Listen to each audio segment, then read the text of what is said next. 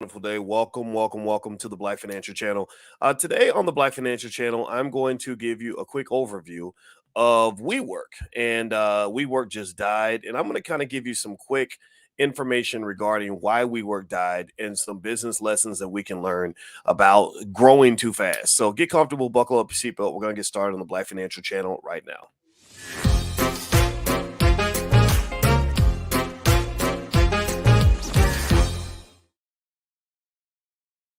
The Black Financial Channel. That's theblackfinancialchannel.com. My name is Dr. Boyce Watkins. I'm your friendly neighborhood finance professor. On the Black Financial Channel, we talk about Black wealth and Black economics every single day, sometimes as much as 10 times a day under the B1 condition. B1 means we are Black first. Black first means that we put our community at the top of our priority list. There's nothing wrong with loving yourself. There's nothing racist about Black people loving Black people. Give me a yes if you agree. Give me a B1 if you understand where I'm coming from. I'm going to talk very quickly. My wife and I are about to go to the gym. We get up early in the morning. We get to the gym by about 6:15 in the morning. That's because if you get your day started off right, you can really go out here and accomplish your goals. And we know that health is wealth, but actually health is more important than wealth, because if you ask any rich man, would he rather have his money or his health back? Any sick rich man, he's going to say, I'd rather have my health, because there's some things that money cannot buy. So anyway, as you come in, give me a yes that you can hear me. Let me know you can hear me okay. Also, reminder, this podcast is on Spotify. You can find me on Spotify and Apple. Look up Boyce Watkins. We have millions of downloads now, so thank you guys for your support. Also, I have a new podcast on Spotify that I created called How to Make Money Without Working. So if you'd like to go listen to that podcast, just look up How to Make Money Without Working, unless you like working, unless you like the corporate plantation, in which case it's not for you. All right, so anyway, guys, let's get started here. Wework. How many of you have ever gone to a Wework? El High, Swift Battle. Edward, have you ever been to Wework? Wework is a company that was all over the place. It was all over the news. It was known as kind of this amazing unicorn worth billions of dollars. At one point, the valuation of Wework exceeded $47 billion. They were about to go public. And then a finance professor like me wrote an article called We What the Fuck. And in this article, literally, that was the title. It's something like We What the Fuck. And this professor, I got to look his name up. I should probably have his name, but I just don't have it. And it's 6 a.m, so y'all got to forgive me. Anyway, this professor wrote this article, and that led people to investigate further to determine whether or not WeWork was really worth the exorbitant valuation that was being laid out for this company. It was a beautiful company, beautiful business model. The owner, Adam Neumann, was a visionary. I guess he was trying to be a Steve Jobs type, but sometimes it doesn't work for everybody. Sometimes the Steve Jobs imitation doesn't work. Just ask Elizabeth Holmes from Theranos. If you don't know who Elizabeth Holmes is, look her up. Elizabeth Holmes from Theranos was a young lady that raised billions of dollars, and she turned out to not quite be what she claimed to be. She is I think, on her way to prison right now. So anyway, this Adam Neumann guy, he jumped in and he was chasing waterfalls, and he raised billions of dollars, and bad things ended up happening. And Swift Battle, that's a great question. How can a company have a $47 billion valuation, but $4 billion in debt?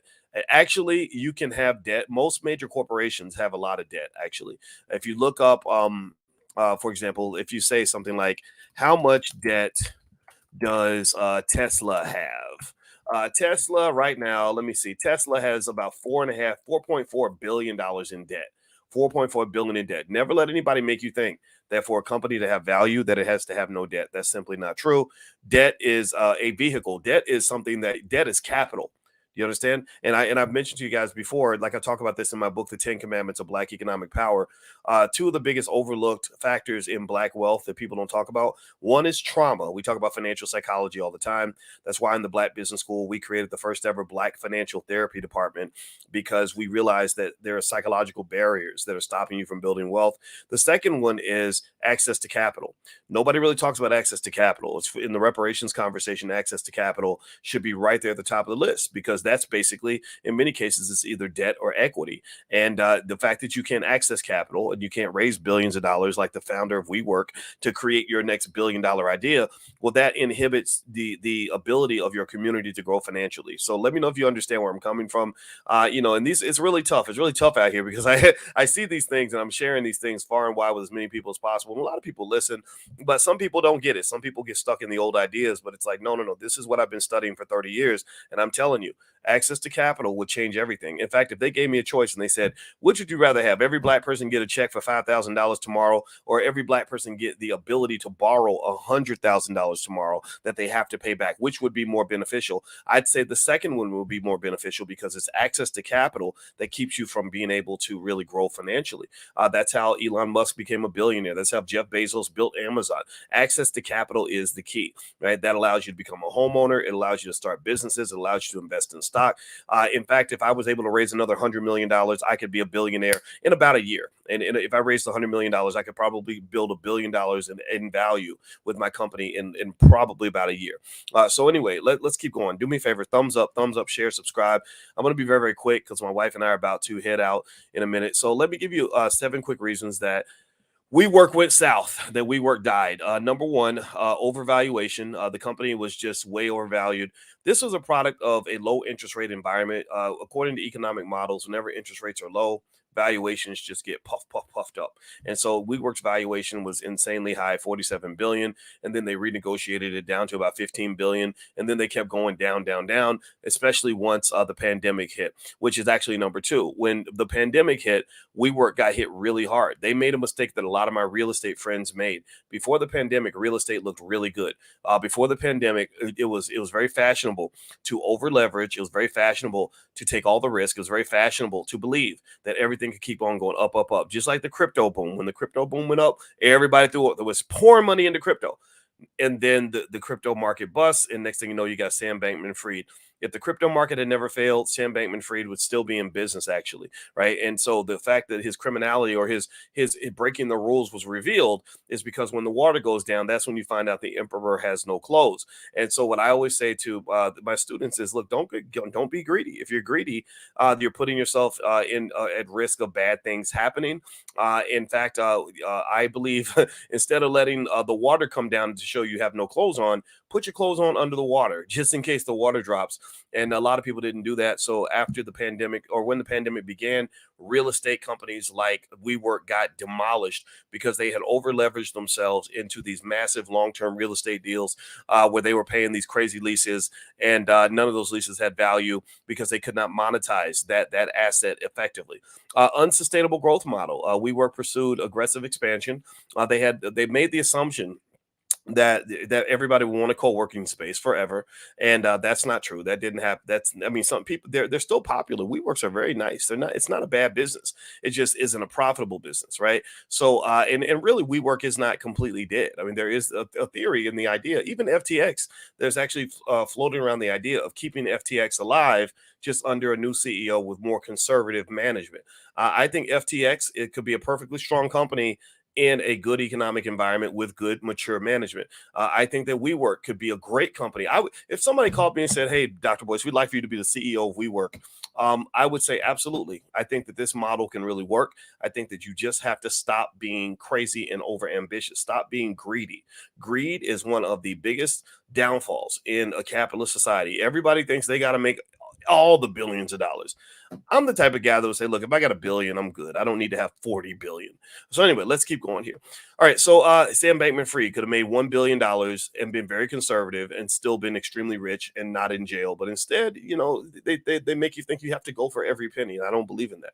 Number 3, corporate governance issues. CEO Adam Neumann, he did a lot of crazy stuff. There were a lot of conflicts of interest. He'd have the company paying for a lease, and the money for the lease would be going to him, back to him, and he owned trademarks related to the company, and these became major red flags, particularly for Mayoshi Son, who made a huge mistake. He runs the Vision Fund. Mayoshi Son, I think, has $100 billion that he runs around the world investing, and he's not a smart investor in my opinion. He just had access to capital, like we talked about that earlier, and so he goes around investing tens of millions, hundreds of millions of dollars in different companies. Even if they don't want the money, he forces them to take it. It's kind of a crazy thing. Also, WeWork started having lots of losses that outstripped their revenue. Their IPO was a complete disaster. when they were going to go public. That's when that finance professor wrote that article called "We What the Fuck," and next thing you know, the company ended up being sort of shown to not be worth or what they appeared to be worth in the market. Had they gone public maybe 6 months earlier, I think they would have gotten away with it. I think a lot of investors would have gotten burned. They had a ton of leverage. They were locked into a lot of major leases that had fixed costs long term. That was pretty terrible for them. And then also the pandemic just kind of tested a lot of companies' models. If you were not a company that was built for possible problems, then you were going to get your butt kicked during the pandemic. A lot of companies got slaughtered during the pandemic, and now you have a high interest rate environment, which means that a lot of what they call zombie companies are going to cease to exist. These are companies that are pretty much living off of the bank's money. They don't actually have the ability to generate profitability or the revenue necessary to sustain themselves. They're way too over leveraged, and they have to keep refinancing to stay alive. Some of these companies are going to die. So you're in a new environment. The economy has shifted. So you want to shift with it. Just be really careful. And I think the big lesson here is you ain't got to chase waterfalls. You got to always think about that, like the what ifs. Even the crypto guys. I was saying this when in the crypto boom. I said, you can make a lot of money and still protect yourself, protect your neck. Like that's really important. In fact, when we have a program. It's the Prime program, drboyceprime.com. Feel free to go take a look at that. And I spend a lot of time with the students in there.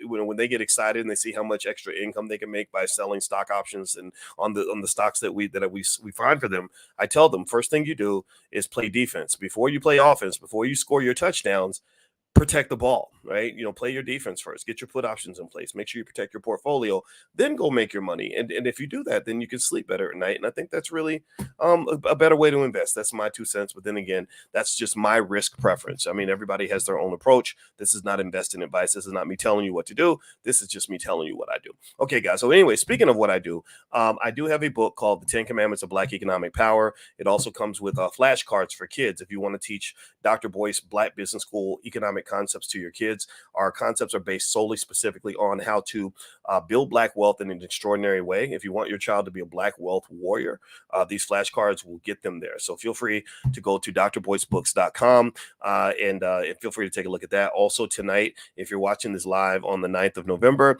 at 8:30 p.m., I am doing an introduction to our Prime program where we're basically going, I will increase your income tonight. Like literally, if you have a little bit of capital to invest, I will show you exactly where to put it, where your income will go up right after you leave class. I kid you not. So if you want to join us tonight, feel free to go to drboyceprime101.com. I'll put that on the screen so you guys can see it, drboyceprime101.com. If your income doesn't go up this week after you make the investment that I tell you to make, then you can just reach out to the Black Business School. We'll give you a refund. The Prime program is that good. Like everybody loves it. And we have, you can ask any student that's in there. They'll tell you how great it is. So if you want to just get a little taste and see what we do and be a part of it for a day to decide if you want to stay, just go to drboyceprime101.com and that URL is on the screen. And I hope to see you guys tonight. All right. So I'm out of here, guys. Please hit that thumbs up button, thumbs up, share, subscribe on your way out. And don't forget the podcast is on Spotify. My book, The 10 Commandments of Black Economic Power, is also on Audible. So if you look up my name on Audible, you will find my books. God bless you. Have a great day. I'm going to the gym. I'll see you later. Peace.